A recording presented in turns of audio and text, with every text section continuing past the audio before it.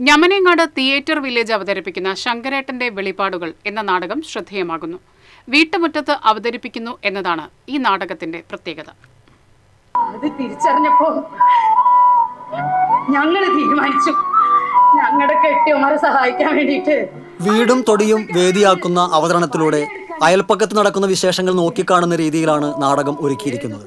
അവഗണിക്കപ്പെടുന്ന വാർദ്ധക്യത്തിന്റെ ഒറ്റപ്പെടൽ അവതരിപ്പിച്ച നാടകം സ്ത്രീ ശാക്തീകരണത്തിന്റെ ആവശ്യകതയെക്കുറിച്ചും പറയുന്നുണ്ട്. യുവാക്കളിൽ പടർന്നു കയറുന്ന ലഹരിയുടെ ഭീകരതയും അടയാളപ്പെടുത്തുന്നു. വീട്ടരങ്ങ് നാടകത്തിന്റെ രചനയും സംവിധാനവും നിർവഹിച്ചത് ദൃശ്യമാധ്യമ പ്രവർത്തകനായ പ്രദീപ് നാരായണനാണ്. മീനാരാജ് രാഘവനും രജനി മുരളിയുമാണ് കേന്ദ്ര കഥാപാത്രങ്ങളെ അവതരിപ്പിക്കുന്നത്. സാംസ്കാരിക പ്രവർത്തകനായ രാജൻ പുഷ്പാഞ്ജലി നാടക സംഘത്തിന് നേതൃത്വം നൽകുന്നു. 78 വയസ്സുള്ള മേരി ജേക്കബ് കോട്ടപ്പടിയും ഡിഗ്രി വിദ്യാർത്ഥി ഗൗതം കൃഷ്ണയുമടക്കം ഗ്രാമീണരായ 20ഓളം നാടക കലാകാരന്മാർ അരങ്ങിലും അണിയറയിലും പ്രവർത്തിക്കുന്നുണ്ട്.